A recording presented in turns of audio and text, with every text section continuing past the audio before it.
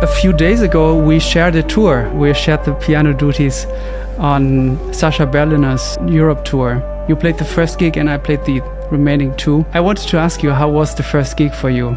A lot of fun. I don't know if you've ever been to this Pori Jazz Festival in Finland. No. It's very well organized, and but it's, you know, a lot of bands playing sort of right after each other. It's not like when you play at a jazz club where you have a 3-hour sound check potentially and plenty of time to run through the music. And it was the first time I had played some of these songs with Sasha. Same. Yeah, and her music isn't the easiest. So, you know, it really required a lot of sort of focus to nail all the hits and stuff. And there's a lot of hits in there. Yeah, exactly.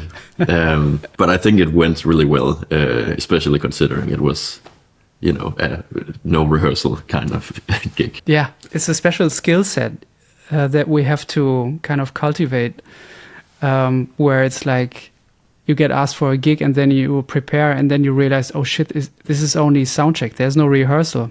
And sometimes it might even be, oh, the whole schedule is turned around. It's just a line check. And there's like even no rehearsal. Yeah. So to not stress out in these moments is essential.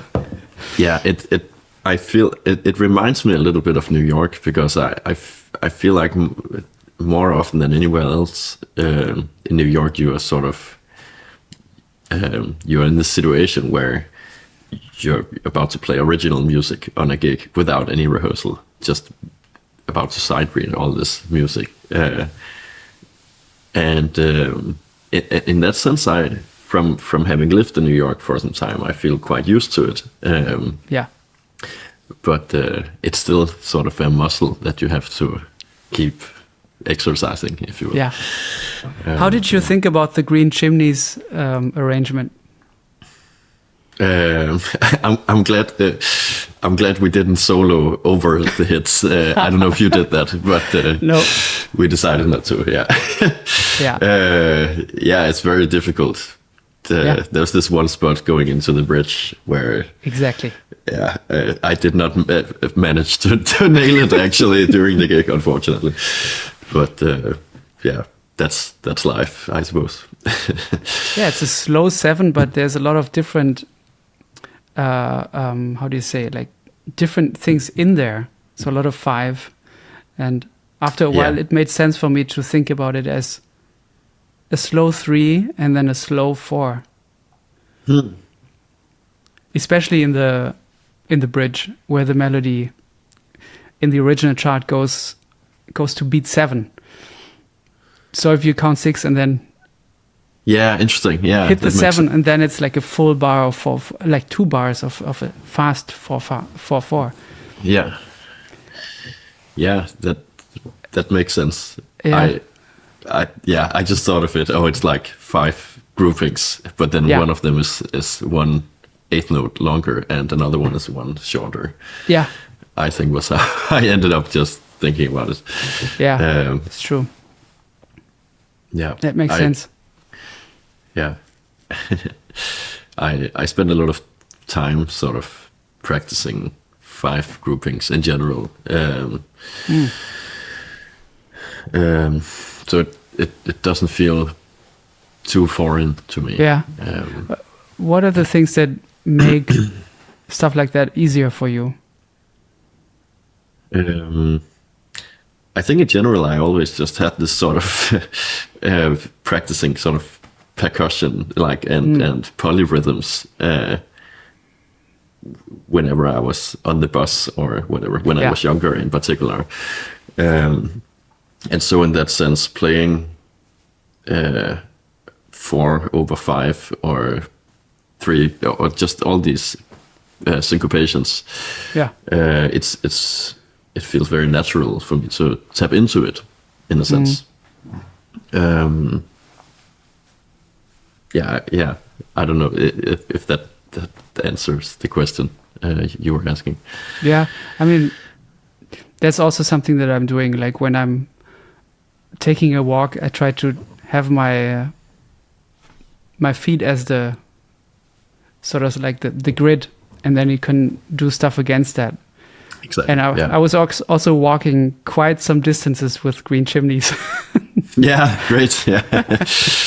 Nice. Yeah. But it's a good way to sort of internalize it. Totally. I think. Yeah. Yeah. And I think for this kind of music, it's also just great to, fortunately Sasha, she sent it quite far in advance. Yeah. So there was time to let it, marinate a little bit in a sense. It's true, yeah. I don't know, a couple of years ago, I developed a kind of approach. I think it came through COVID, where it was like the gigs were so far apart, the opportunities to play, that there was really a lot of time to focus on the next thing. And for me, that was a game changer, because since then I've been like, and I don't know I'm curious how you think about this, but it's like the next gig is always the next thing that is on my mind. The next interview is the thing that is on my mind, not the one after that. Or the gig, sometimes you have to do some preparation because you notice, okay, stuff is complicated. I need to look at it even before, although I have different things on my mind. So, but for this tour, it didn't work out for me, because I came back from my own tour, and then I had like 4 days to prepare the stuff. And then I was like, shit, this is complicated. Maybe this wasn't the right thing for this tour. So I really like crammed everything into those 4 days, and like was walking around thinking about Green Chimneys, taking it to my students, asking them, how do you think about this? How would you, Yeah. And I think over the first gig and the second gig, and the whole time, and also talking to the folks in the band, I was able to tap into it more. But this time it wasn't like this approach of really thinking like only the next thing. There was a bit too little time for me on this one. How do you think about that? I think I'm kind of the same with sort of, I take it one project or one gig at a time. Because I feel like sometimes there's simply not enough space to focus on several things at once and learning different books of music, if you will. But then of course you have these sometimes. Well, for me at least, I have these weeks sometimes where I'll have some one-off on a Wednesday, and then Thursday and Friday, maybe 2 concerts with some other project, and another thing on a Saturday with a different band, all with original music. And then I'll just, if that's the case, I'll just quickly skim through everything and sort of figure out, okay, what's more tricky? What do I need to spend more time on? And then maybe I can sort of see that, for this gig on Saturday, I think I can just look at the music on the train on the way there or whatever, and it'll be fine. Yeah. And I don't think it's, that might not be the case for everyone. That's the way to go about it. But I kind of like the idea of also, not spending too much time with the music that might not need to be spent so much time with, and instead of where the time better spent is to be present with the musicians that you're about to play with and talking about it, and and I also think if you're in these sort of situations where you don't really have time for a rehearsal before the gig, it might be a better option to try and simplify the music in some ways. If there's a whole lot of written things and like on the piano, for instance, written voicings, and there's a whole lot of unison melodies you need to play and stuff. Maybe it's too ambitious to try and do that without a rehearsal, and then it might be a better option to maybe choose to play a different tune or just to simplify the arrangement a little bit. Yeah, see what you can catch. And to make the music happen. Because sometimes if we're so obsessed with, I have to nail everything, we're not present, and we kind of miss the opportunity to maybe the band leader doesn't want us to play everything. It's just a reference. Exactly. And then we're practicing all this stuff, and then you get the note where they're like, oh, you can just basically, it's just a reference. You can basically do whatever. What did I do? Yeah. So in that sense, I feel like it's not a bad idea to also just ask specific questions about, hey, do you really want me to play this? Yeah. These particular voicings for the B section, or things like that. I feel like it's always appreciated by a band leader if you inquire specifically about things in the music. Greetings. My name is Sam Amadon, and you are experiencing the Pablo Held Investigates podcast.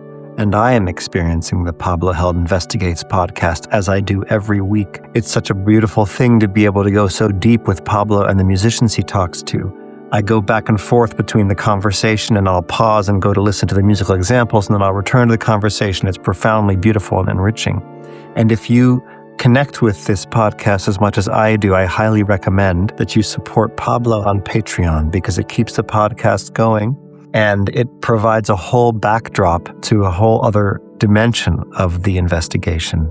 There's 2 tiers. There's a general listening podcast supporting tier, which has background materials and other stuff around reflections on Pablo's listening. And then there is a more of a practicing instrument lesson type tier, which is even deeper and more specific. Hold on a second, Sam. Hi, everyone. This is Melissa Aldana. I will also like to add that on the music lessons tier, you can also have an exclusive access to video lessons and to an archive of over 600 lead sheets. Among those, you can also find some of my original music. So if you would like to have access to this, I strongly recommend you to join Pablo's Patreon. It's a beautiful community where you're going to get to learn about music with Pablo. So back to you, Sam. I hope you support it and check it out, because these are the kinds of things that keep the world turning at this time in our universe. See you out there in the investigation zone with Pablo.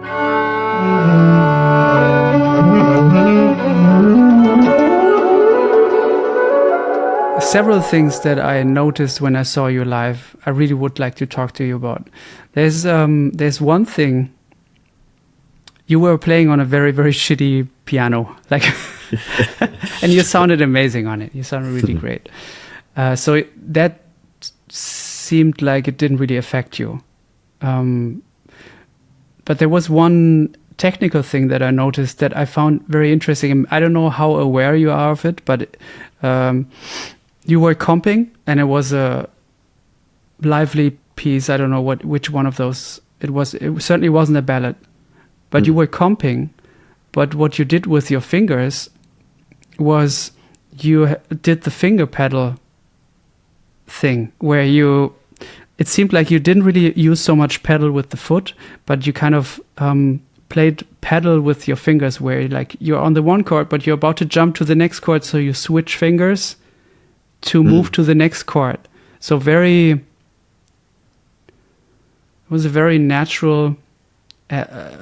and also it seemed very like, to get through that voicing, the fingers that are on the keys now need to move a little bit like you do in Bach or, stuff like this.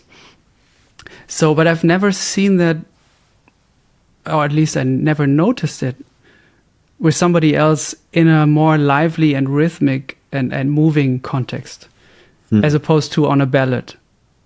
Where I maybe do that on a Rhodes where the pedal is shitty. I do that with my fingers on a Rhodes. Yeah. And you did that on a piano and even on something that was burning. So I'm wondering about that, because it looked great, but it also sounded great, because there's a difference, I think, in the sound. Maybe I'm also imagining it, but there's a difference in the sound when you push down the foot pedal or you do the finger pedal where you hold down the key. Yeah, I have thought about it a little bit, I think, but I think it came about naturally. And I think it's just the idea of that between chords and stuff, there are always some common tones that you can find. Let's say you go from an A flat sus to an F minor, for instance. So here, this is the A flat. So this is the A flat sus, and then maybe I'll just switch the voicing like this. but where I keep this note. Yeah. And just little things like that, I think, ties things together in a really nice way. And it doesn't have to be the top note of the voicing either. It can be in the middle, and it can also be two notes. Exactly. That's what it was. It was like, it's mostly more than one note. I could see that you were kind of moving like a, how do you say, like a crab? Yeah, exactly. And I also like the idea of being very aware of not only on which beat do you release the chord that you're playing, but also do you release all notes at the same time, or does it make sense to release the two top notes, say on beat 4, and the other notes on beat 2 of the next bar, for instance? I think even though it's incredibly subtle, I think it's very effectful and really makes a big difference in the overall sound. Yeah. What are some of the ways that you worked on that? I think I sort of tried to see. I tried to play these big voicings on the piano, with a lot of notes. Let's say this A minor 11 voicing, for instance, and then I just really tried listening to see in what order does it make the most sense if I was to release one note at a time. In what order does it sound the most interesting, or does it sound the best? Is it like this? Like what note should be left at the end? That's cool. Yeah, and just really trying to get used to sort of like letting that become a natural part of your vocabulary. And and how fast do I also need to do it? Is it 1, 2, 3, 4, 5, 6, 7? Like in that tempo, is it 1, 2, 3, 4, 5, 6, 7? Does that make sense? Yeah. And does it have to be an even rhythmical release? You know what I mean? Or can it be 1, 2, 3, 4, 5, 6, 7, for instance, or 1, 2, 3, 4, 5, 6, 7, or there's of course all sorts of ways where you can experiment with that. Was there somebody who was helpful with that topic with you? I think the one person that really sort of introduced me to these sorts of micro things within jazz piano, if you will, was my piano teacher at Manhattan School of Music, Phil Markowitz, who I remember during one of the first piano lessons I had with him. He told me that my voicings sounded terrible, very like directly, and cool. and I came to understand that it wasn't my choice of notes in the voicings. It wasn't, which notes that I had included in the voicing, but more the internal dynamic balance was not something that I had ever considered, and it was very clear to him. And I think it's a typical thing for classical musicians to think about where do you put the most weight on each note within a chord. But I think it's more overlooked within non-classical genres. So he showed me some exercises where I could practice it. And I think just overall becoming aware of that whole thing opened up a lot of things for me, because I had never really thought about it before. I never had a classical piano teacher, and didn't really ever play much classical piano. So I think there's always been a lot of technical holes in my piano technique, if you will. That's interesting. It doesn't sound like that at all, but no, very interesting. Can you show some of those exercises that he showed you to work on that? One of them is where he just showed me this particular one where there's these 3 chords. It's just the 2-5-1 basically. Yeah. And where I should just play this. So there's 3 notes in the right hand and 2 in the left hand. And whereas I should play the sequence over and over, but each time I focus on a different note, I try to put the most volume or velocity in a different note every time. So the first time I could try with the top note, in this case E flat F D. Now this is not something you should practice on a keyboard, totally. Obviously. Yeah. It's more of an but just to give you an idea. If you can make it happen there, you know. Yeah, right. Yeah, I'm not sure if I can, but the first time I'm just gonna focus on the top note, so that you can hear this melody, and then maybe the second time, then there's this note.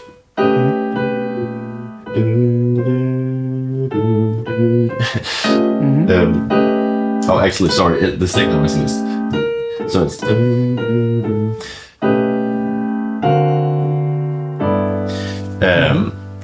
And then just doing that thing, and you can transpose it and try it out with different voicings, etc. Sure. And it became something that I implemented into my compositional process as well, where I would be very, very meticulous about figuring out which notes should be highlighted in this particular sequence of this composition that I'm currently writing. So and by doing that, I feel like I generally improved my piano technique a lot, especially through the composition process, which I found a much more exciting way to practice anyway. Yeah. Through composition, and in general, it's always been I've never really had the patience to practice a lot. Same, yeah. Yeah. I feel the same. Yeah, I like to just experiment and create music, but then I have found that it's actually possible to also improve your technique through that. You're like. It's like when I compose, I try to explore all these areas of both my ears, but also just my abilities as a pianist that I haven't explored yet. So that's become sort of my way of practicing and improving as a musician, as a pianist also, at least. Yeah. Also, composition is something that we have to practice to get better at. Yeah, exactly. It's not like, okay, my compositions are so bad, I don't write really because they're so bad. And then you just write like 1 or 2 songs a year. And then, of course, they could be better, maybe. Yeah, exactly. And I also find that it does take quite a few days of composing every day before I really feel like I'm getting somewhere, or like really finding some cool ideas that I'm happy with. So what's the last thing you worked on? So I was trying to compose this sort of contrapuntal piano riff, if you will, where I just started with this, which I thought sounded cool. And then it's in 4/4 because I just came up with this idea first, and I think, whoa, that sounds cool. And of course, at first it might just sound like eighth notes, but then I figured, okay, what if we make it into triplets instead? So it's and then I sort of wanted to continue that same sort of texture. So it's like 1, 2, 3, 4.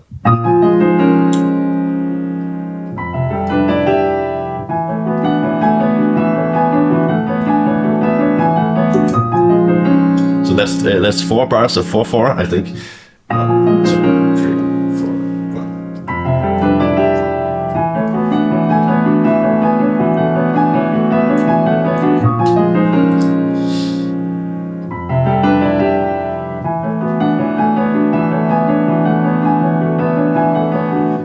And then I've sort of, I feel like it's a cool piano riff, if you will, that could work well underneath. Like a melody on top.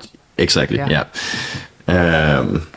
And then I explored some different ways where I could sort of develop this motive, and haven't really landed on a final conclusion. Have you notated something yet? Have you written something down?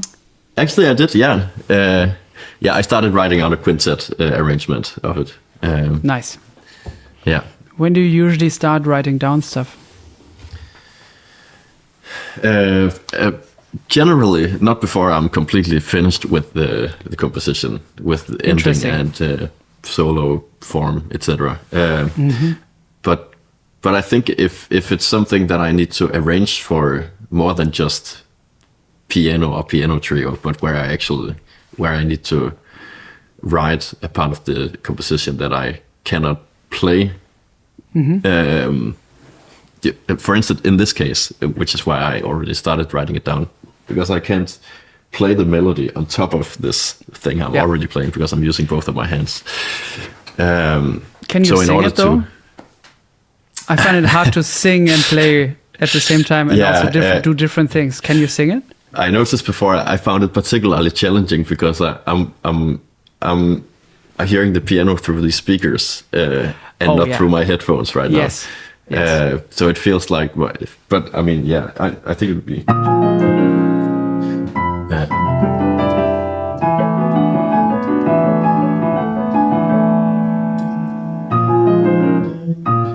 So the melody would start there, and I think it would just be sort of with less more legato. More legato, longer tones in the melody as a contrast to all the ongoings in the piano part. Nice. No, but it's. I mean, this was a case where I wasn't specifically singing it, which I think can be a really useful way to compose as well, especially if you want to compose something lyrical. Yeah. But I think I'm also at a point where it's not particularly hard for me to just know what's gonna work and what's not gonna work and what's gonna sound good without having to be able to sing it, if that makes sense.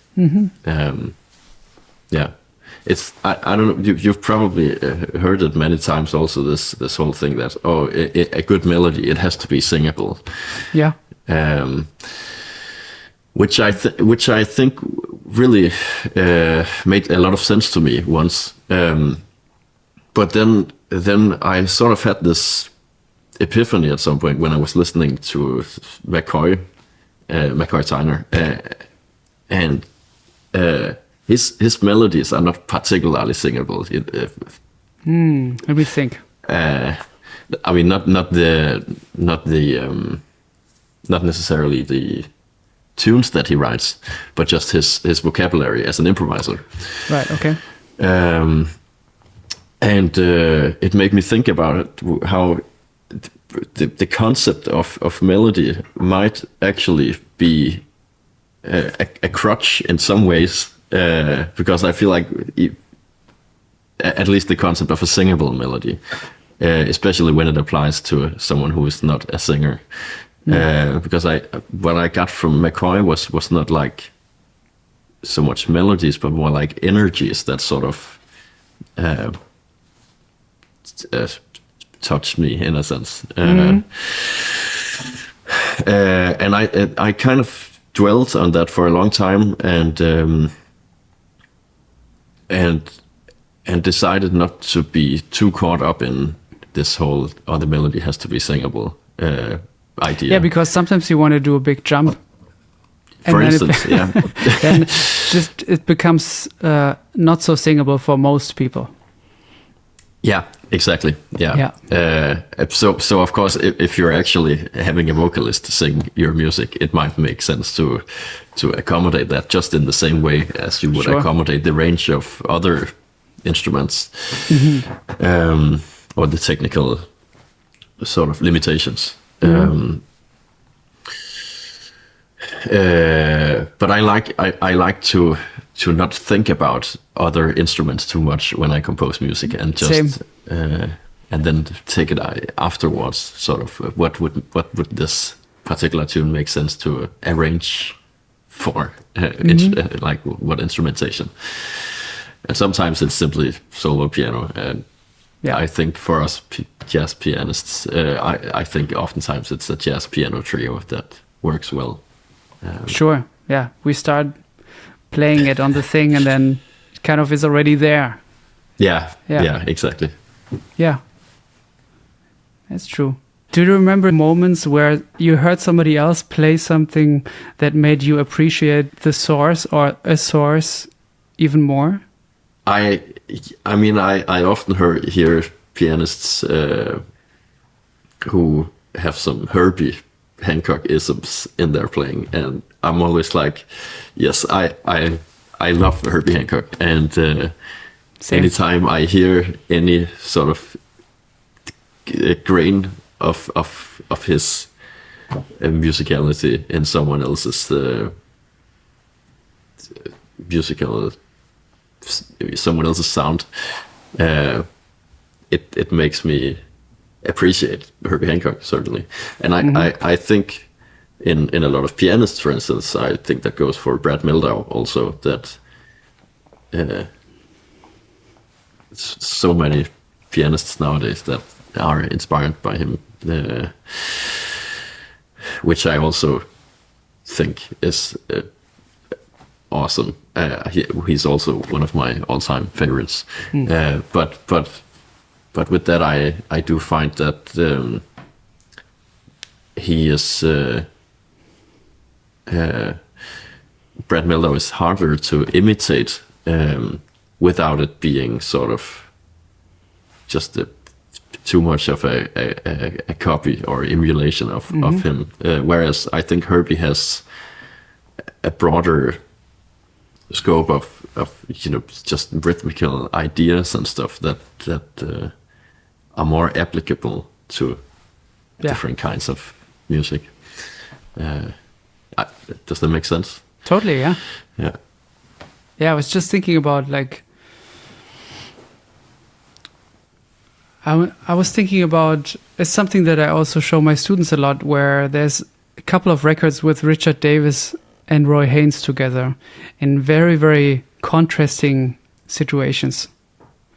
Okay, like Blackfire with Andrew Hill, and then After Hours with Sarah Vaughan, and Live at the Village Vanguard with Kenny Burrell. Yeah. And then listening to Roy Haynes with Charlie Parker, but also with John Coltrane and stuff like that. So how wide can a beat be? Because the things that Roy Haynes is playing, if you just take the drum, the drum track, are not vastly different in those circumstances. Right, yeah. He basically plays the same. Yeah. But how can a beat and a groove and a sound be so wide and so universal that it can enhance different musical situations like this? Yeah, that's amazing. I think that's really something to strive for. How is a good question. I was thinking of different rhythm sections. Like, we can also think about Herbie, Ron, and Tony. Like when they play with, I never know how to pronounce his name, Grayken Moncure the third, like this trombone player, and they play pretty out stuff. And then they play on that Bobby Hutcherson record, where it's also pretty out in some moments. Play with Miles, but then they play with Santana and Wayne Shorter together.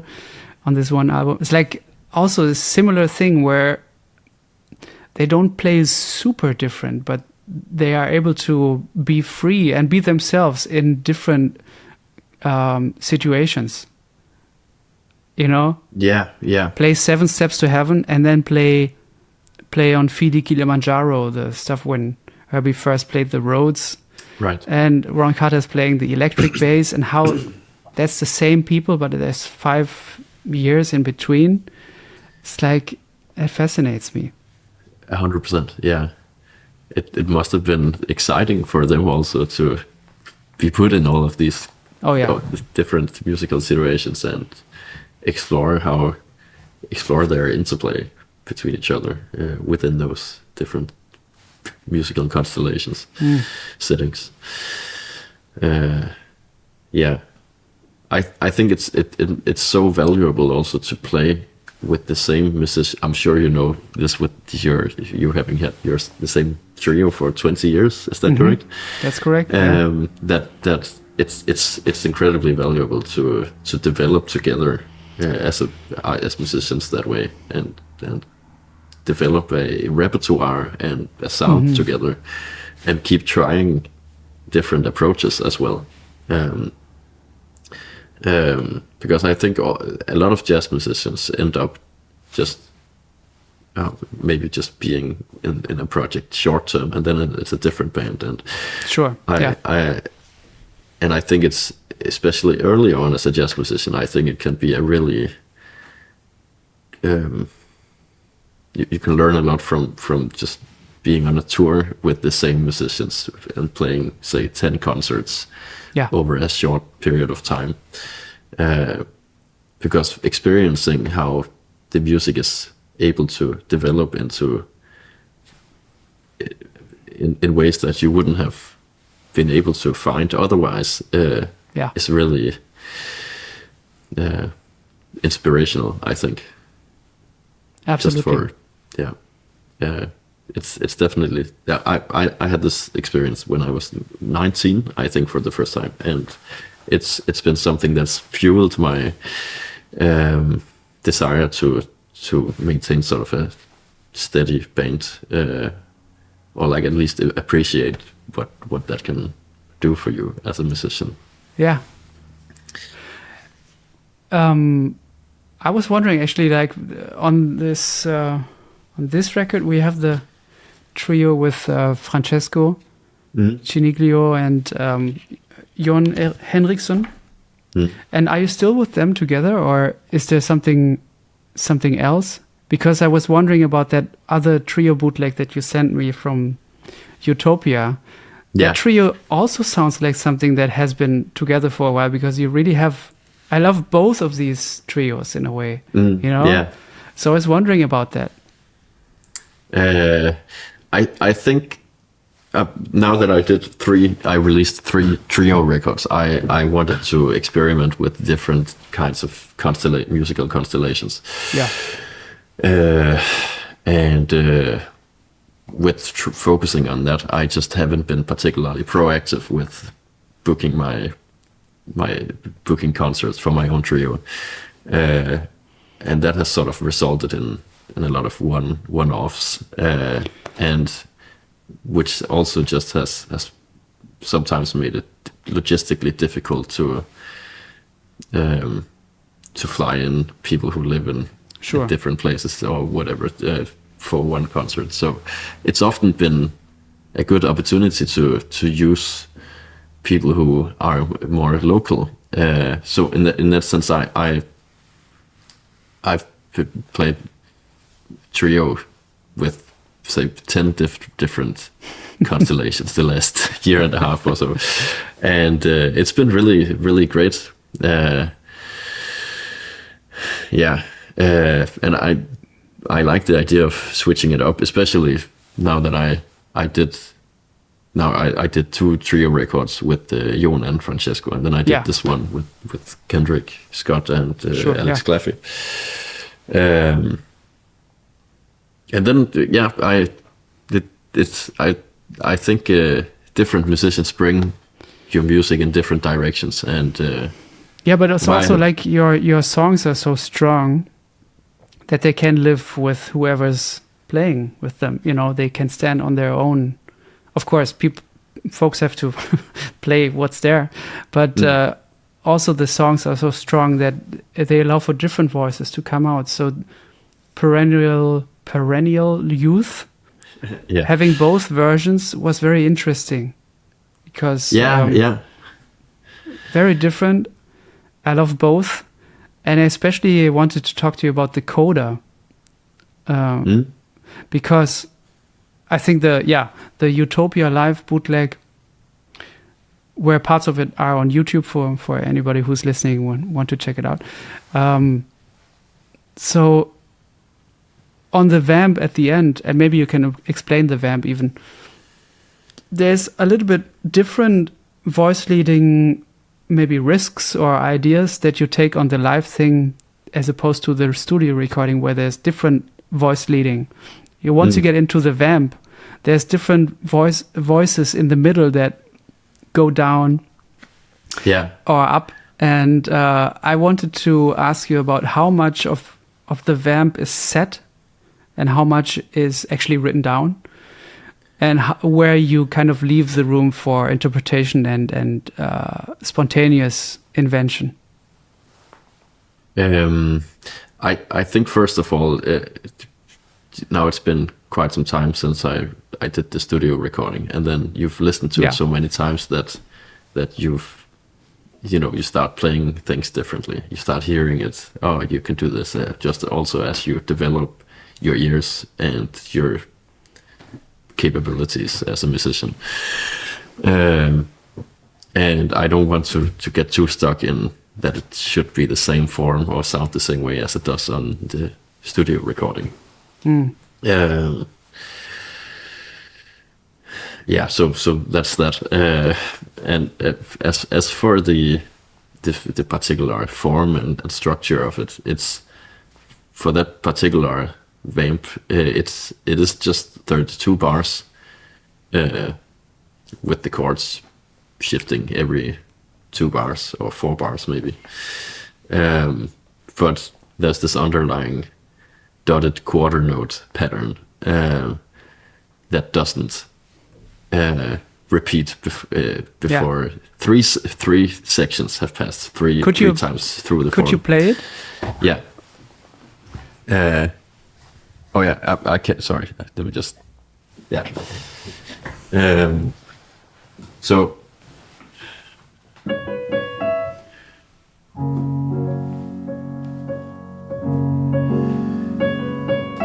So this is the overall figure.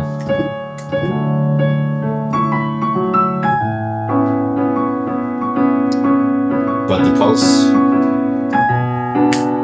So this is the quarter notes. 2, 3, 4, 1, 2.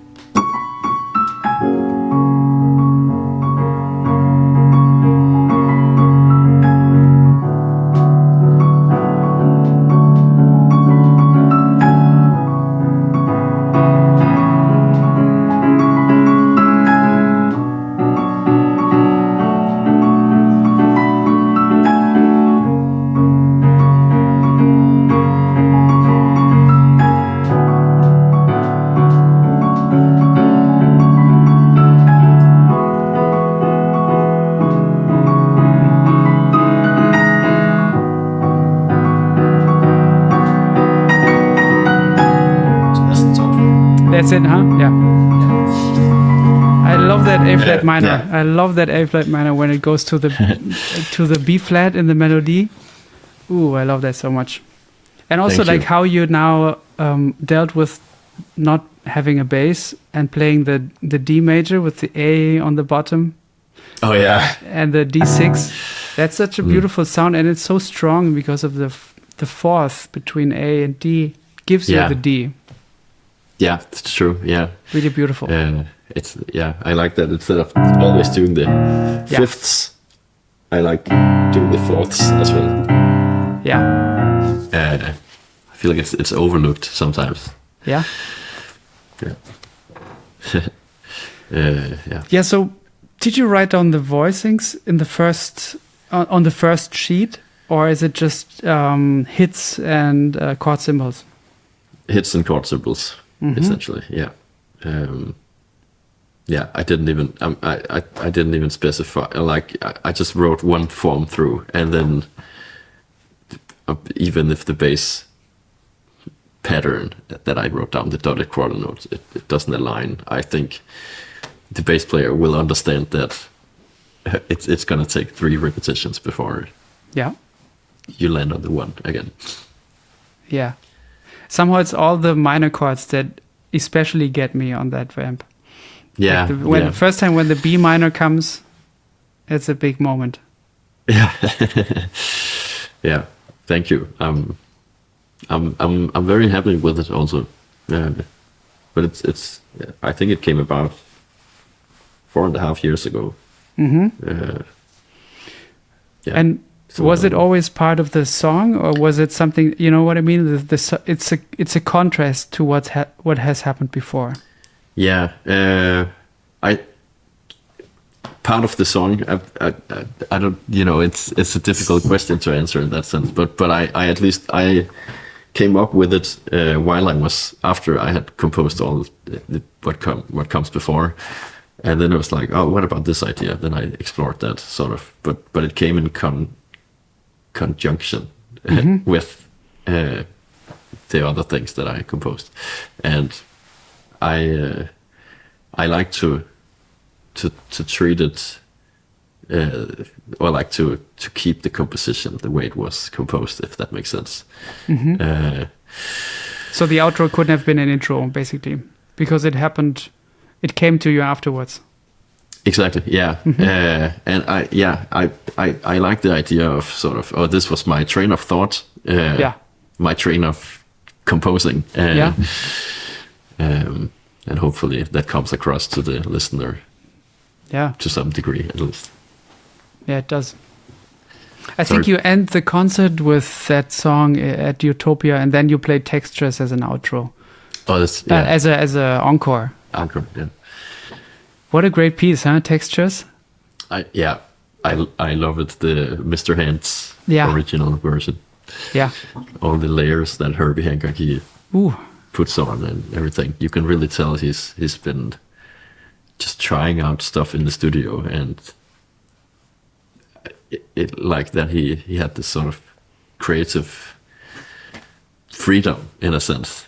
I don't know. There's this sort of liberating spirit to the whole thing, I think. I'm about to record some more things for my electric solo album, where I'm also layering. So it was good to be reminded of Textures, because now I want to go back to listen to Mr. Hands again, right before going back into the studio, just to you know, not to copy it, but like to. If you hear something like that, it's good to know what is possible, you know, what you can do.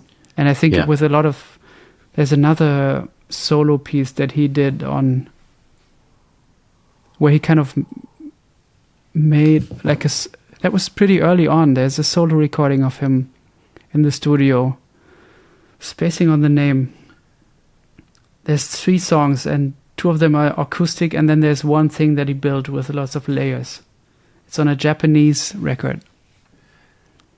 I'm not. It might be like a different version of Cantaloupe Island on there as well, like a very different. It'll come back to me. I don't think I'm. Yeah. What do you think of?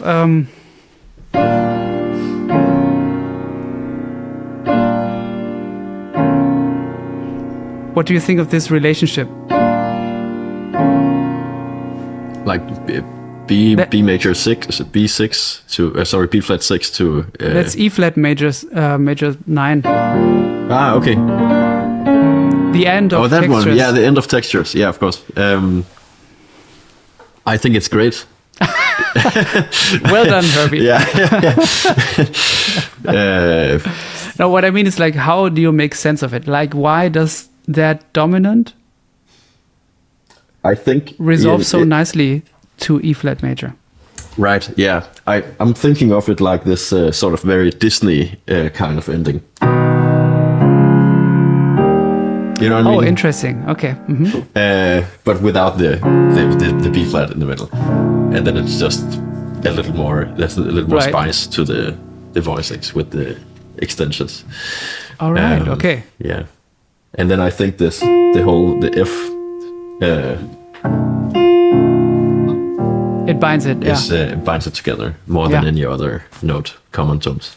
Yeah. If you play the same chord on E flat, it sounds very much like something that Herbie also does. I mean, he does this as well, but like, you know what I mean? Yeah. Like if you play the B7, sharp 11, it becomes an E flat half diminished chord, basically. Yeah. And that's something that he does to resolve back to a major chord also. Play the half diminished chord on the same bass note. Yeah.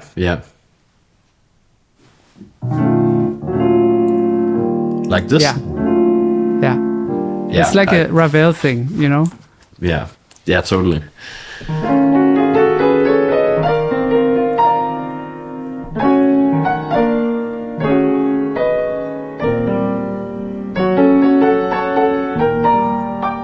It's also those two minor chords, right?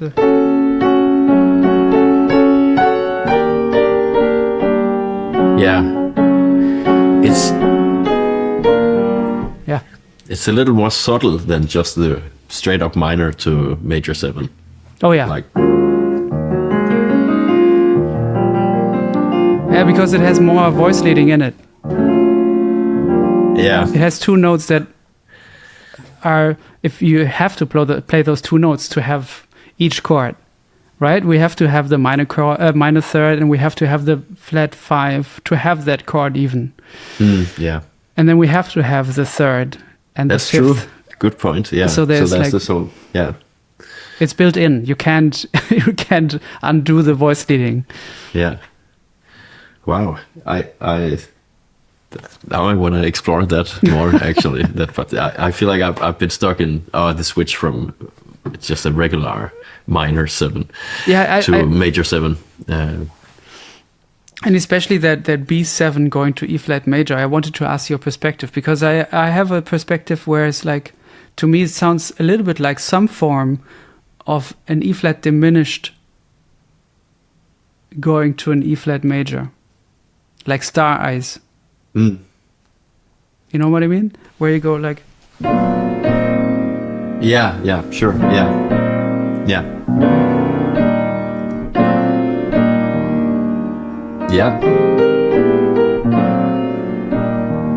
I think, yeah, that's true. Right? Well, because the B7 is in E flat diminished. It's in there.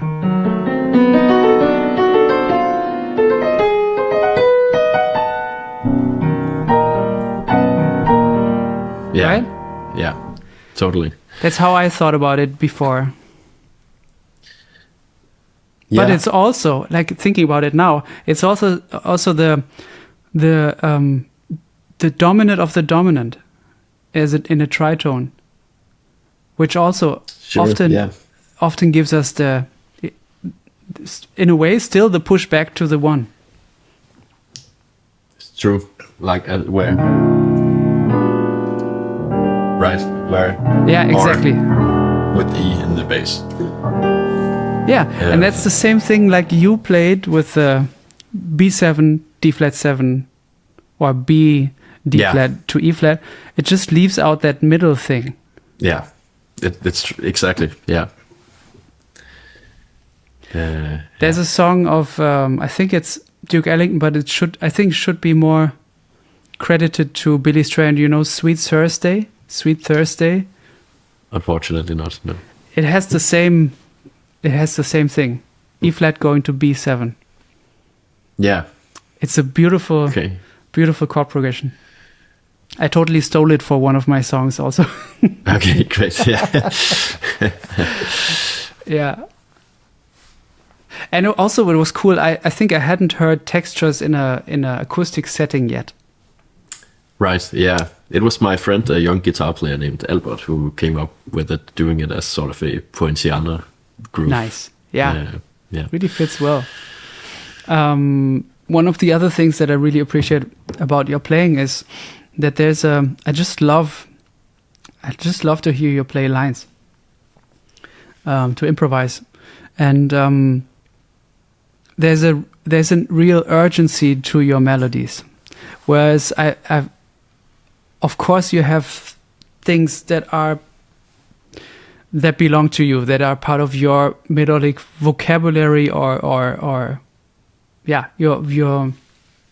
your vocabulary. But it always sounds like it's super fresh and it comes out of you in the moment. But there's never something where I feel like you lose the concentration on what is the next note, or where the melody should go towards to, you know? So that's the urgency that I'm talking about. I love that. So there's never something where I feel like you don't hold your promise. I don't know if you say it like this, but you oftentimes lines start with something cool. That's a promise, I think, that we have to keep, because if you if you don't pull through and, you know, end it in a nice way, in a convincing way, you can play the most hip stuff in the beginning, but it doesn't sound as good if you're not continuing to deliver. Yeah. So I want you to explore that topic a little bit and tell me what your thoughts are on that. 3 things came to mind. I'll see if I can remember all of them. But first of all, this whole thing with following through with your ideas and ending your phrases is so important. It can make it almost what's in the middle of your phrases, as long as you end them with intent, I think. And I had a period of time, maybe 6 or 7 years ago, where I really thought a lot about that, and tried to, whenever I played sessions in New York, I would, think about always ending my phrases in a meaningful way. Can I? Yeah. I would like to jump in and ask you how. How? Yeah. Yeah. How? Sure. That's a good. Of course, it's a good question. Remember the other things that you wanted to say? Remember them. Yeah. Okay. But now I want to know how. I think maybe it comes, for me at least, it comes down to ending it with something slightly relatable, and ending that you can sort of hold on to of your phrases, where it's not just ending into nothing, but into something that feels familiar, both to me, but I hope as a result also to whoever is listening. That Coltrane might be is a little great at that. Yeah, exactly.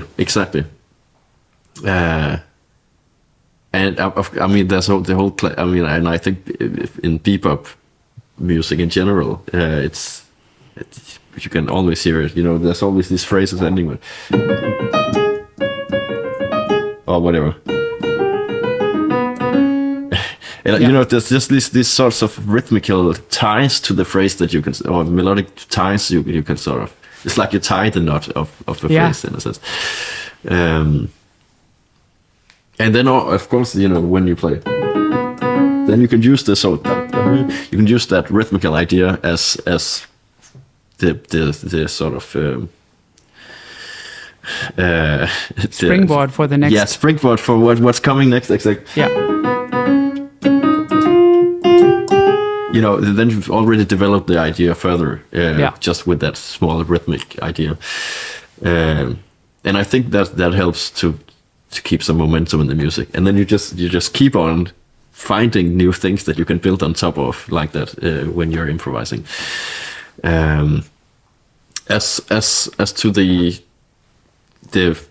question about the sort of urgency in the vocabulary, was that how you phrased it? Mm-hmm. Or in the lines I was mm-hmm. playing? I think for many years, maybe since I was 17 or so, where I started noticing it, that I was sort of always thinking about music and a lot of the time as a sort of problem solving thing. It sounds a little sort of rigid perhaps, but it was always connected to, I think it got to a point where I felt like I had a sufficiently good musical understanding to not have to sit in front of a piano to figure out what would work and not work, and sort of sound good or fit whatever taste the music that I have. And so I started sort of always having these chord progressions in my head, and sort of try to construct melodies that and think about intervals and all of these things in my head, that would sort of gradually over time integrate into my vocabulary. So in a sense, I don't think the phrases that I play and the vocabulary I have doesn't come as much from me having practiced piano as it does with me having thought a lot about music. And that's still the case now, that it's always sort of going on inside my head, and sometimes it's very present, and other times it's very much in the background, but it's almost always there. I can always tune into it if I want to, and I at least I credit my vocabulary, the development of it, I credit it to that whole thing, and not so much to practicing. I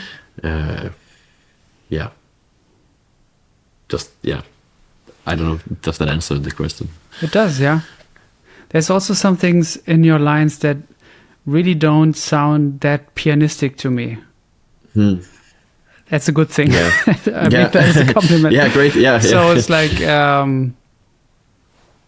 where you hear with other pianists, you hear a lot of arpeggios of voicings, or even just the voicings run up, as a line.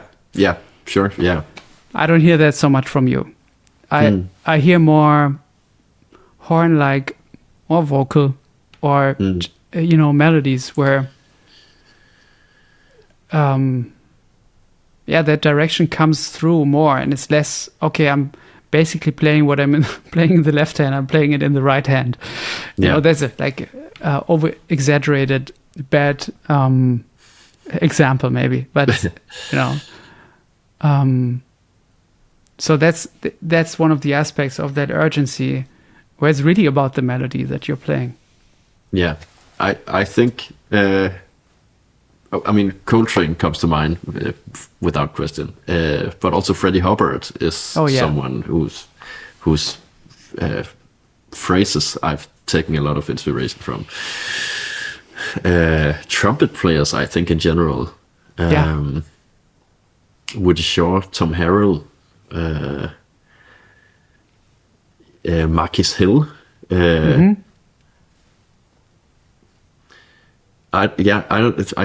For some reason the trumpet player vocabulary has really got to me more than saxophone players vocabulary, I think.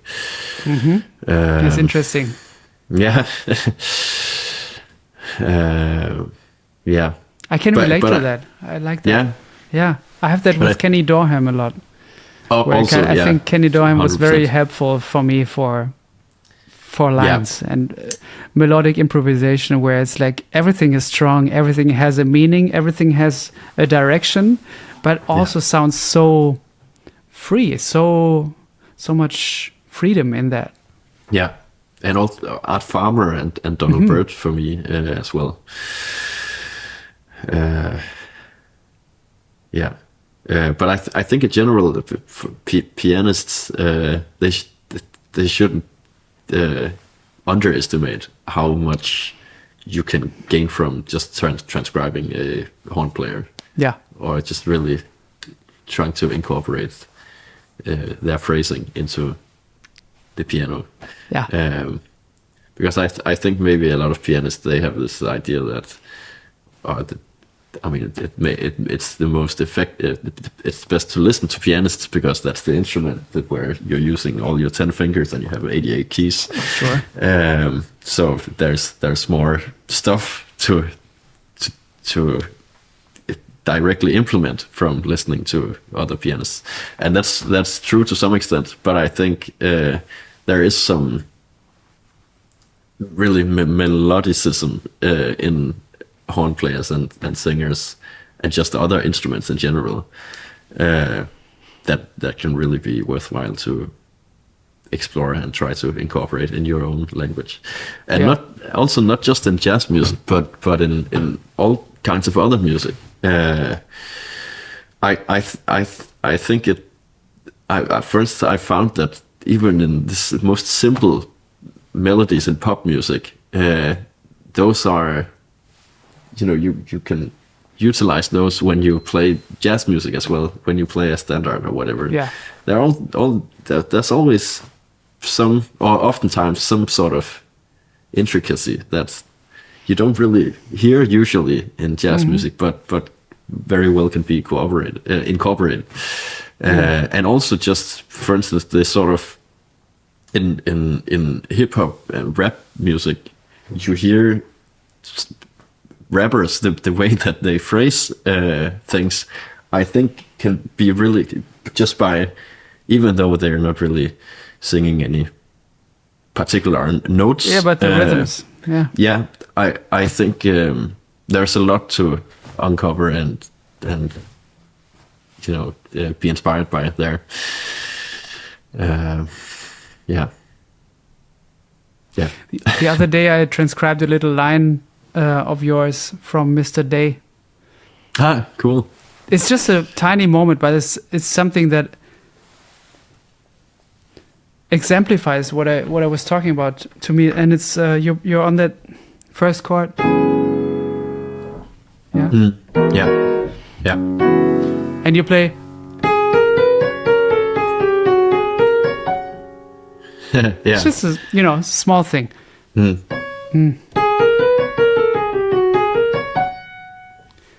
then it continues in another direction. But once there's these very chromatic, the chromatic fall down of that line and how it lands on the most important notes to tell us what the chord is. That's something that I love from, Kenny Dorham as well. Yeah. So that line of yours is was on my mind in the past days. I was, as I was walking around, I'm transposing it. I'm, seeing how it, and then I realized, oh shit, I transcribed something similar from Michael Brecker a lot of years ago, which went.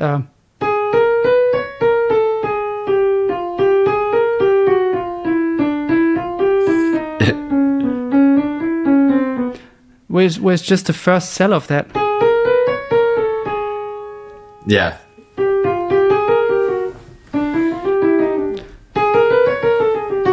But I love that how you start there. Yeah. To arrive here.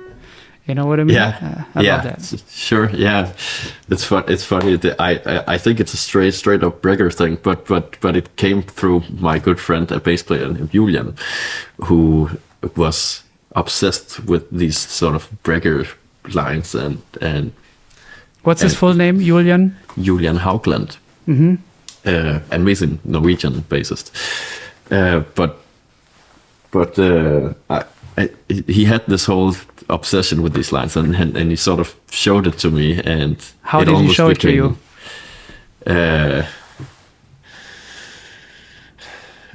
I think we spent a long time on tour, and it was just like this whole thing with us just singing this phrase at various times. When you spend so many days constantly in each other's company.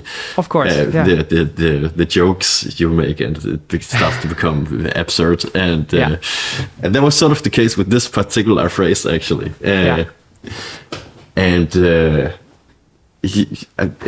in that sense, it's almost personal to me, and I think that goes for a lot of things in my musical vocabulary, and I think that's in general kind of a cool thing to think about, that the stuff that you play, it becomes more meaningful if it has a personal relation to you, or like you're connecting certain experiences with it.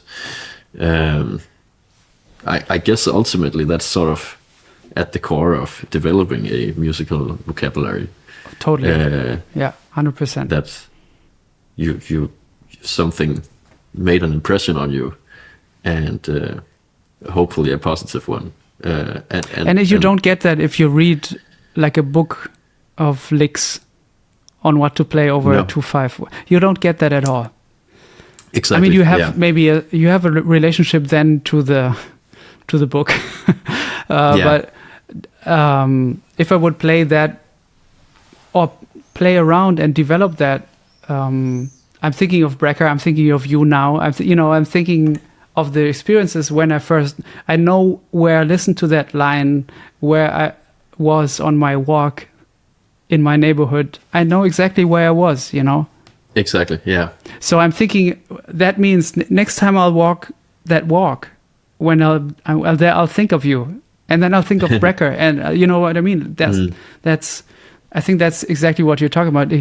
You start having a personal relationship to a musical moment. Yes, yeah, exactly. And it's beautiful that music can evoke and these sorts of things in your memory as well. Maybe you haven't heard a song for, say, 10 years, or some song you used to hear in your childhood, and all of a sudden it's played on the speakers in the supermarket, and you're immediately taken back to this particular setting. I think smell, perhaps. Totally. I was going to say that. Senses have the same thing. I mean, even like hearing a song like that from a time where, hearing a certain song that was important to you in a certain time, even smells come back to me, like scents. Yeah. But there's certain things, when I listen back to them, I think of that shitty deodorant that I bought because it was cheap. And I don't buy it anymore.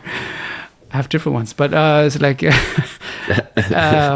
it's that super young student time when the only reason you buy something is you need it, and it has to be the cheapest stuff because you need to get by. Yeah. But that's also the time when you take things in, also like before that, puberty, or when you take things in so intensely. Yeah. That all the senses they blend into each other. So that shitty deodorant is connected to music now, Yeah. Or the taste of a certain food that you used to love in a time, or eat with a person, or I don't know. Yeah. That's awesome. You were talking about hanging with each other on tour, and then jokes appear through having shared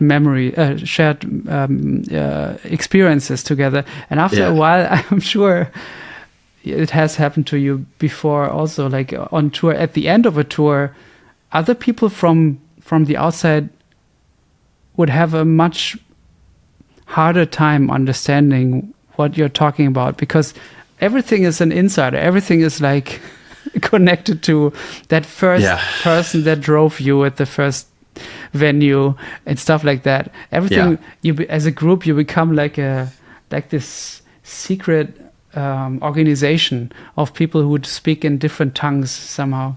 Exactly. It's weird. It's weird what happens. Yeah, it is. I guess it goes in general with friend groups, etc. It can be hard to understand all the small details in people's mannerisms and way of speaking. And jokes, etc. Yeah. I guess that goes for musical, like, communities within the jazz community, you know what I mean? And people, they have a particular style of playing that, you know, there's a group of people who like to play this way, and another group of people who have this view on music, etc. And it can be hard to really understand where they're coming from if you don't know the people personally. Exactly.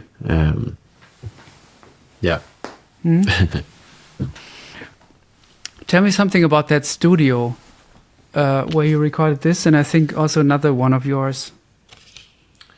I think they're all Village recording.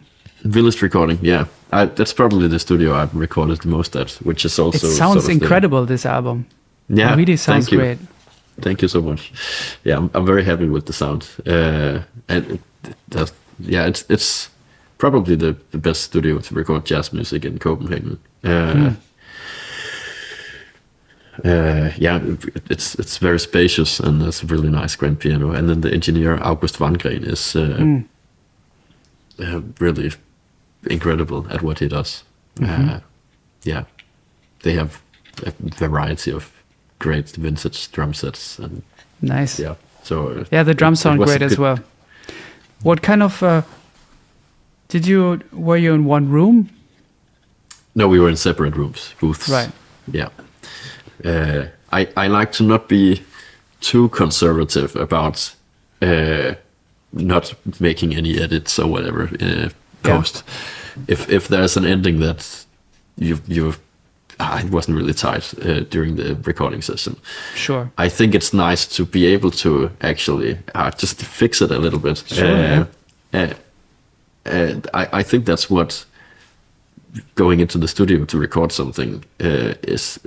I think that's a big part of what it's for. It's another instrument. You know, the studio is an instrument. Exactly. Yeah. And then, you know, if you go to a live concert, inevitably there's going to be things that mistakes, if you will.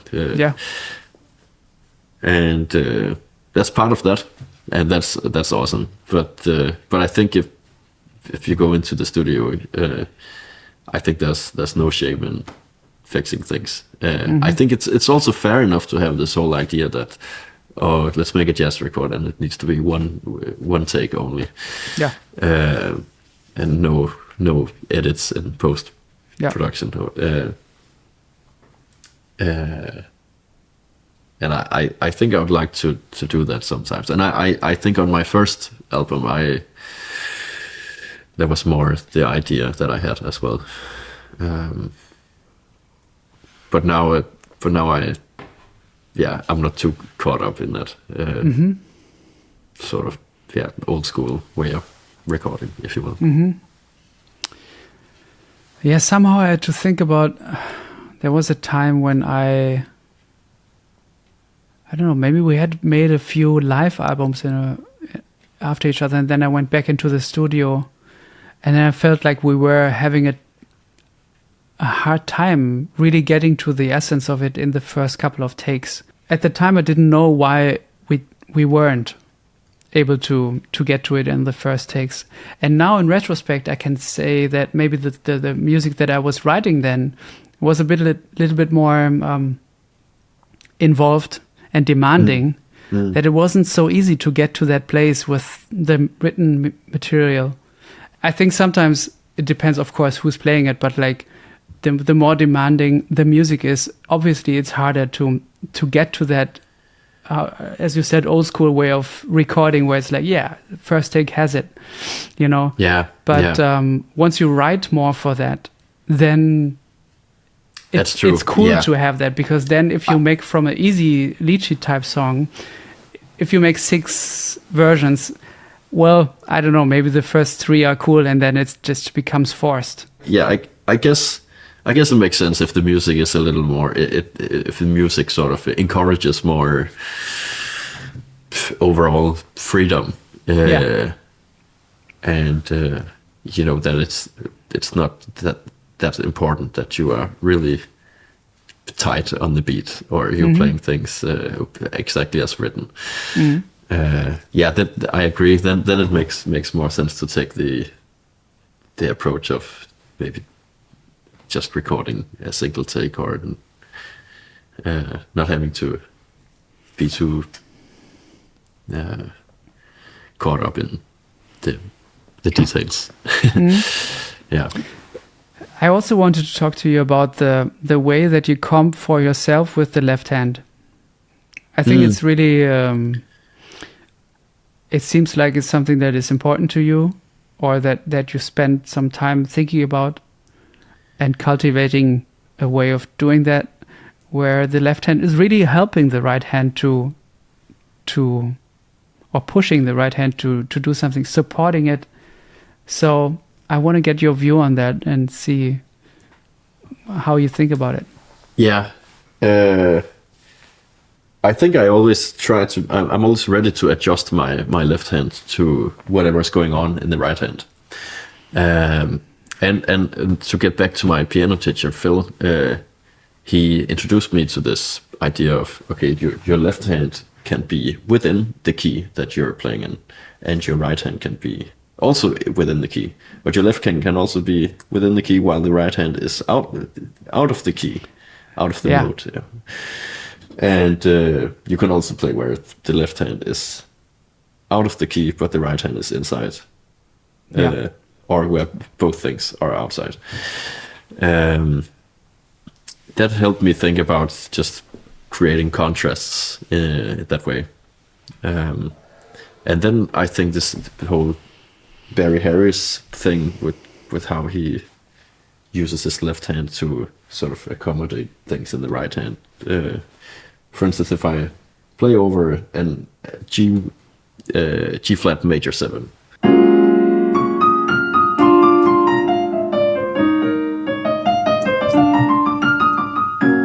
just having this tiny voice leading thing going on, and that you can sort of, I don't know what comes first, if it was the right hand or the left hand, but at least making sure that there is some sort of intent behind. Intent, yeah. Not just carelessly slapping the left hand around while the right hand is having fun. Exactly. Yeah. Yeah. Yeah. And then, I mean, there's the left hand can do a lot of things, but I've never really felt like I had a strong left hand, in all honesty. And it became, I was reminded of just a few days ago when Fred Hirsch trio was playing at the same festival that I was playing at in Finland.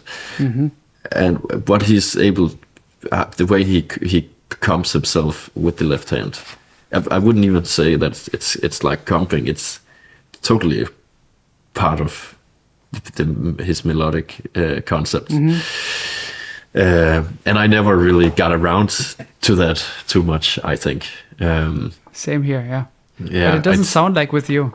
It doesn't sound like with you. That's nice to hear. Yeah. But of course you shouldn't underestimate what the left, that it can serve other functions than just also playing chords. Yeah. And I think it's important not to be afraid to play,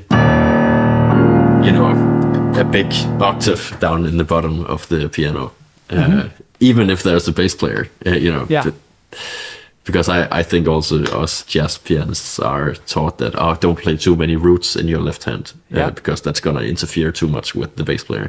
Yeah. That's like a lot of the jazz education things. I think they come from a certain period of the early 60s when jazz was starting to be taught.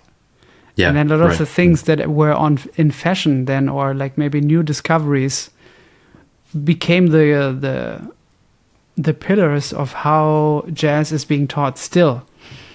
Yeah. So like one big theory of mine is like the way we are taught to improvise with this is the chord and this is the scale you use comes from the jazz world from that time being still obsessed with, and we all are, of course, but with the concept of kind of blue, where as opposed to coming from a harmonic standpoint, where most of the music before that, and now we're thinking about scales.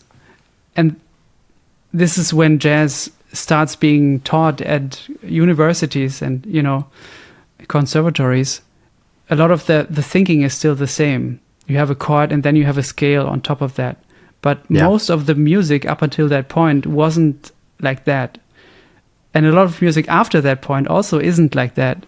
And the great players, most of them, they don't sound like here's the chord and here's that one scale or two scales that you can play on top of that. Yeah, they've sort of transcended those ideas. Yeah, and I guess that's a problematic thing about being taught jazz music, that you get this idea that there is a correct way to play. You have to play after the book. Exactly.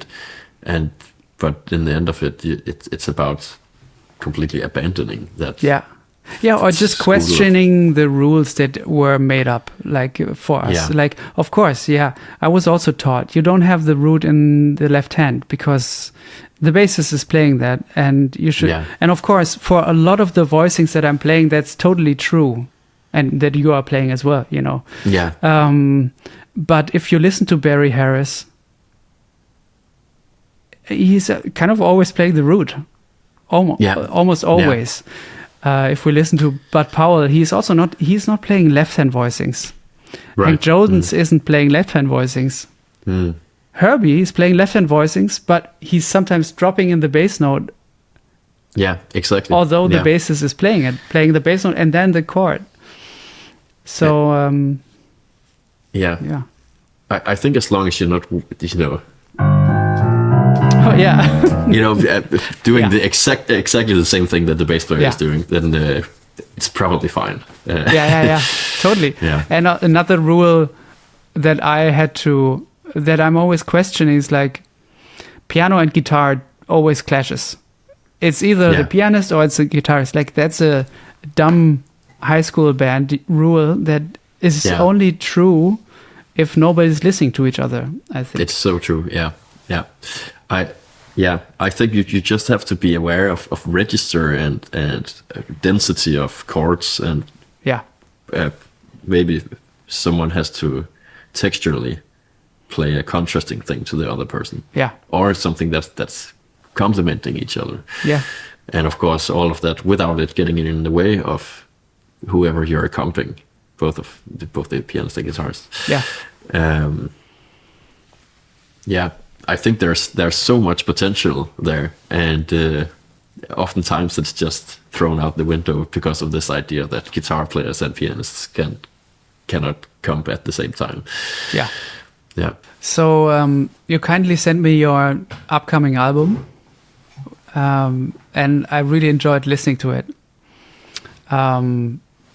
Really cool sonic palette, you know, deviating from the trio only thing, and different rhythm sections, but also like guitar and trumpet and harmonica, and you know, beautiful strings at some point. MIDI strings. They sound great. Like for a moment I felt like, oh wow, you had strings in there. Sounds great. Thank you. I have a few things that I wanted to touch on with this record. When does it come out, actually? It's the most boring question. November 27th this year. Okay, cool. Yeah. Same label?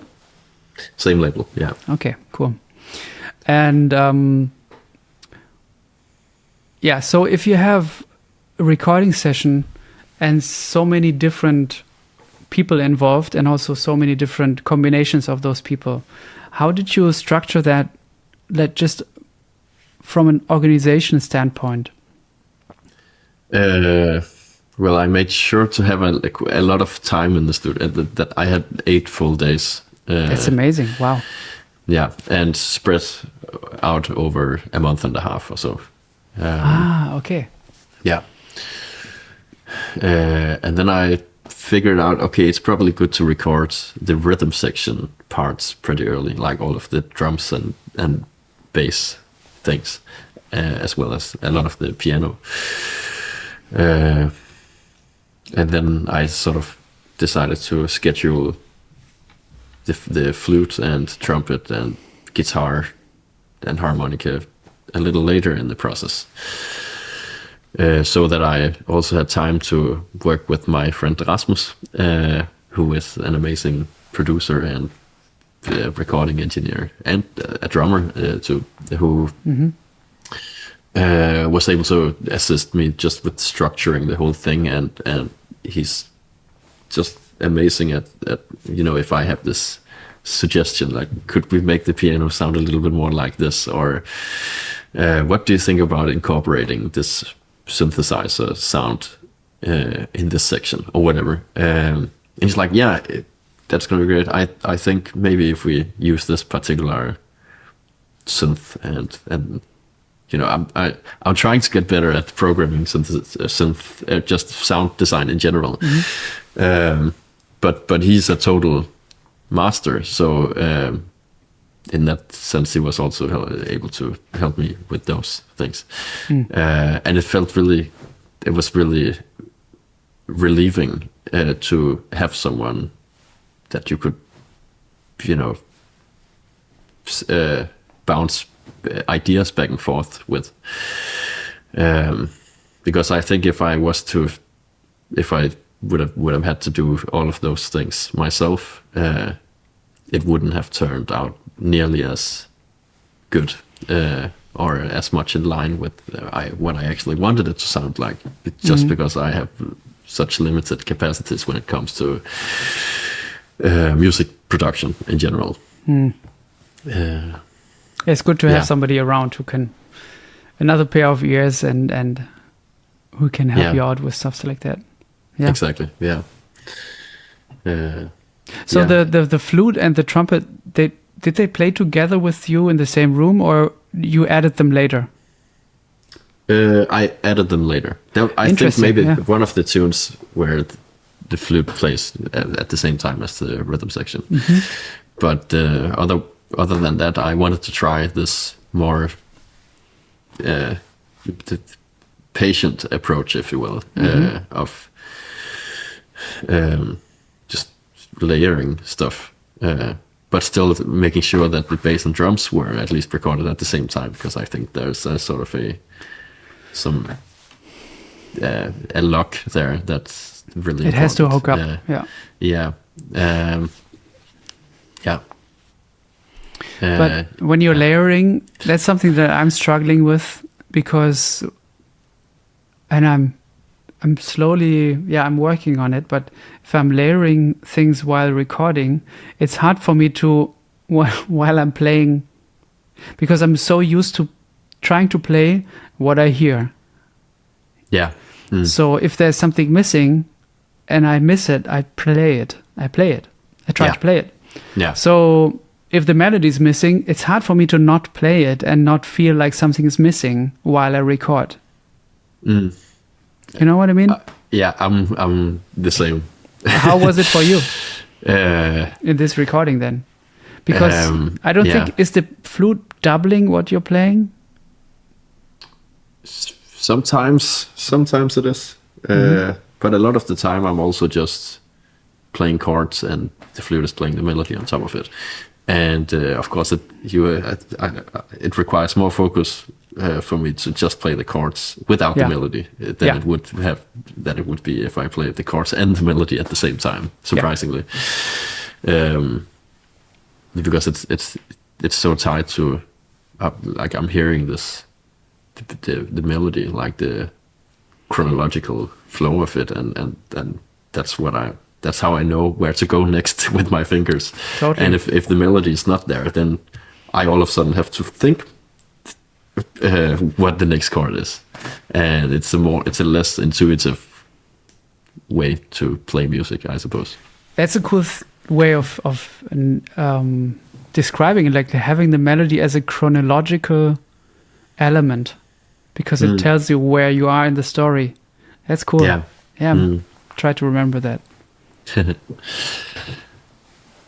So I'm going to be really honest. I loved the individual tracks, but when I first listened to it for the first 2 times, I was like, it took me a moment because some of the pieces are really short. And it's often my problem with short pieces that I love. I'm like, why are we not continuing? You know? Yeah. So I'm going to be really honest. That was a little bit of something that I had to sort of tell myself while I was listening. It's fine. It's over. You can't elongate what's not there.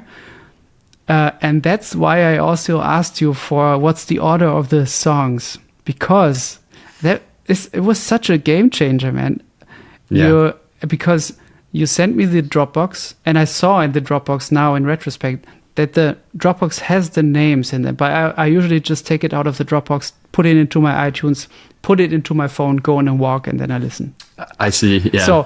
So that I had this kind of shuffle mode of not the actual order of the record. And the first 2 times through the record, I listened to it and was like, yeah, these are cool pieces.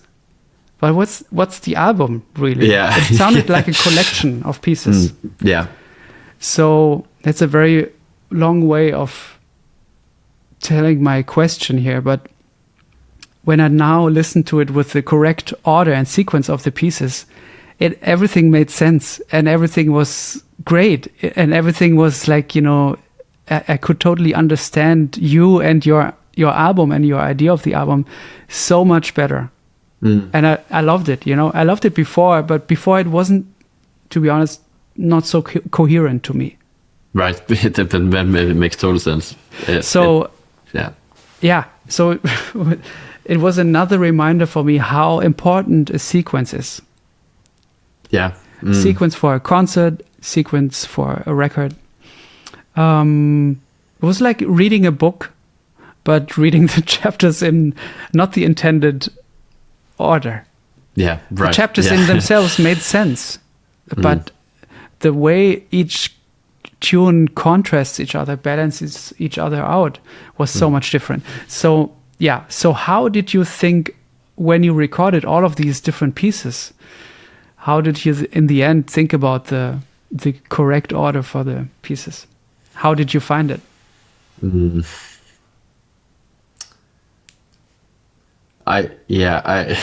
It's incredibly tricky, I think, to figure out the order of tunes for an album, especially with this one where there is a total of 16 tunes, and most of them are quite short and different. Like the instrumentation is different.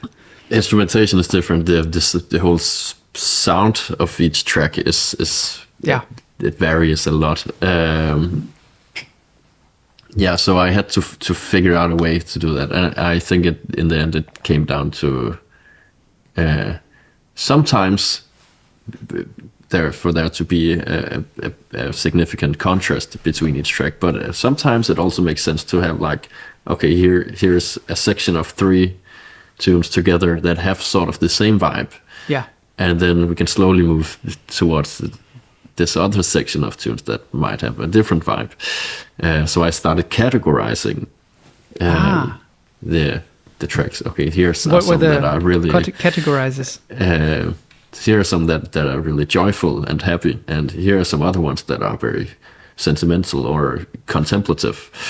And then there's some over here that are more like in the more acoustic jazz trio sound or whatever, and it didn't necessarily only have to be moods, hence the classical jazz trio sound. Just trying to find some categories that sort of worked, and then having that as a starting point for, okay, where do I want to start? Do I want to start softly or like really with a big bang in a sense, or so then I just tried some different orders and kept listening it over and over again, seeing what felt good, and with something that sort of kept your attention there. And I think in general, just when I improvise, but also when I write music, always trying to have sort of an element of surprise, and hopefully a pleasant surprise as well. I try to always keep that as a principle that I want to have in my music. And I think, I try to maintain that when I chose the order of the tunes for the next album also. Yeah, cool. Yeah. So how long ago did you record it now? It was in February and March this year. Yeah. Quite fresh. Quite fresh, yeah. How does it feel for you to listen to it now?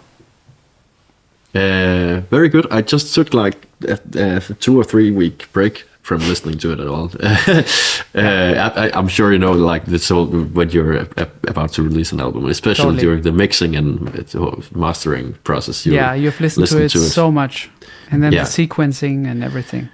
Yeah, and your relationship to the music just becomes, you can't really tell if it's really good anymore or how you really feel about it. Yeah. And sometimes it's important to take a break and,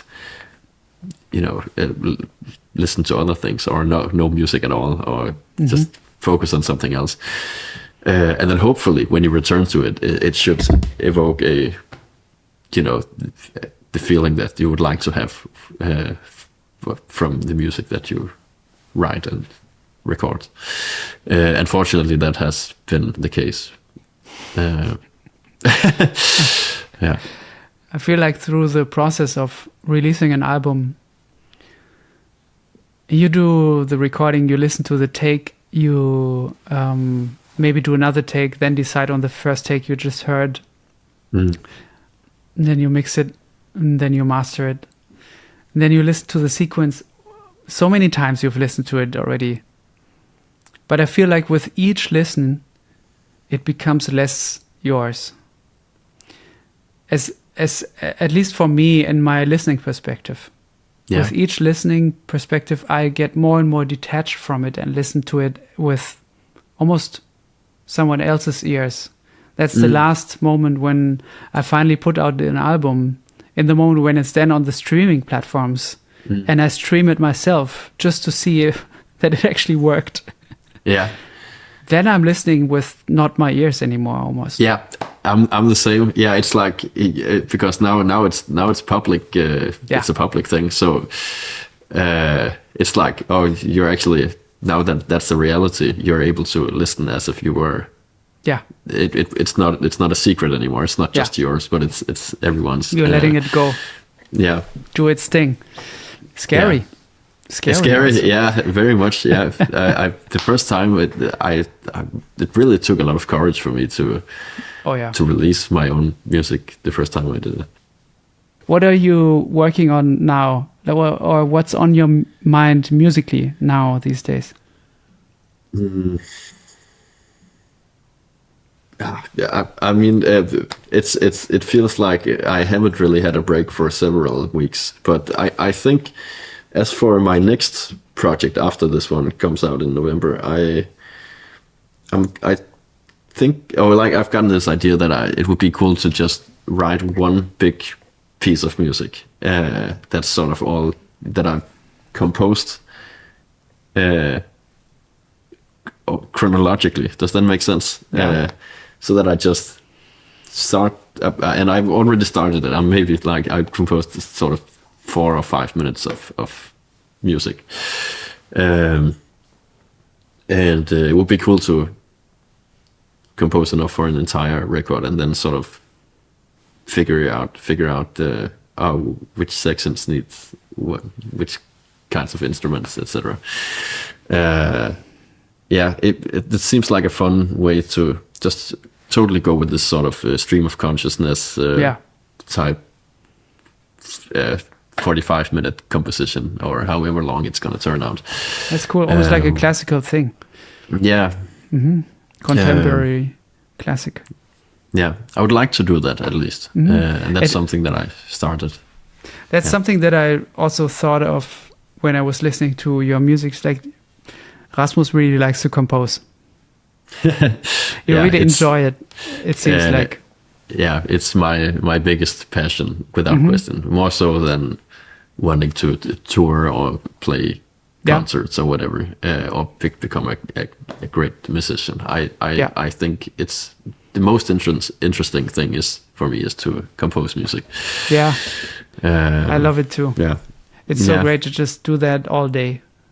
Yeah, exactly. Yeah, and as you know, as things happen to you in life in general, you know, it affects things that you compose in very subtle and intangible ways, but very directly in a sense. Anyway, I think. Yeah, totally. Actually, the first time I listened to the At the Right Time album, it was just after I had just heard you live. You know, so I was like, okay, let me check out the record. And for the first listen, I was like, I want to hear more solos. You know what I mean? It's like the record is a lot of composition. Yeah. And the songs are great, don't get me wrong. You know, I love the compositions, but I was like, I want to hear that eighth note feel again. That I just heard on the, you know what I mean? So the second time around, I was able to take it in a different way. But it's actually, I thought it was something that I don't hear as much, where I hear piano trio record, and the majority of what I'm hearing is the composition. Yeah. Would you agree about that album? Yeah, I mean, definitely true that the majority of it is through composed. Yeah. There's like two moments where I'm really taking a solo. It's like two piano solos, really. Yeah. Yeah.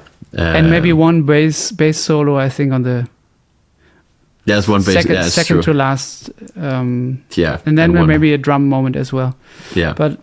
But still, like most of it is through composed, and that's something that I rarely hear a piano trio do. So at first I was like, since it was just a very personal need of mine, I had to get around that, and then I could appreciate what you're actually doing on that album. I didn't get it at first, you know. The tunes were great, your solos were great, but I was like, I kind of want to hear a solo on each track, you know. I want to hear what you're doing with that. And obviously, when I then hear you do the bootleg you shared with me from Utopia, you are blowing on the songs, you know. I like to do that live, and but I think for a lot of the tunes that I've composed, it hasn't really called for a solo section. And I think oftentimes, especially as a jazz musician, you have this sort of idea that, there needs to be an improvised section, there needs to be a solo section in the tunes that you write. It didn't really, it only worked for a few of my songs. A lot of it was just, it felt like the composition felt complete without a solo section, I thought. Or at least I had a hard time finding a chord progression for the solo section that would sort of match the rest of the tune. And or add something to it. Exactly. And I think a big reason why that's been really difficult is because my music has, like, it changes harmonic centers. It's just constantly it's almost relentless. the You're changes on a in harmonic journey. And that's not the most friendly thing to improvise over. Another thing that happened to me while I was listening to the Utopia bootleg was you do Time Remembered, and you do it swinging and faster. Yeah. And the first reaction is, I love that. Cool. And then the second reaction was, wait, I know a recording with a similar tempo that I haven't heard for a long time. And that obsessed me, because you know what I mean? When you have something in your mind and you're like, it reminds you of something else. Yeah. And then so I was walking around for days. I was like, fuck, where do I know this from? I know this. And then it came to me, and maybe it isn't your reference, but it certainly reminded me of the Joey Calderazzo. That's it. Yeah. Yeah, that's So exactly great. the one. Yeah, I think it's so great. Yeah. Yeah. It's a cool album, right? Totally. Yeah. I think there's something with Jeff Tain also that he stays on brushes the whole time. Exactly. But Yeah. plays pretty loud with the brushes, and also Calderazzo's really playing loud during the piano solo. Yeah. It has a cool energy to it. Totally. And the sound of the record is great. Yeah. John Patitucci and Jeff Tain Watts, that's a killing rhythm section. 100%, yeah. So that was another, I love these moments. That's another moment which I love, where it's like you realize somebody else might have listened to the same thing as you, and therefore you feel a connection, although we hadn't talked about it before, but you're like, shit, yeah, that record, I haven't listened to it for so long, but Rasmus has also listened to it. This is cool, you know? Yeah. When music reminds you of stuff that you love, that you haven't heard for a long time. I love that. Awesome. Yeah, totally.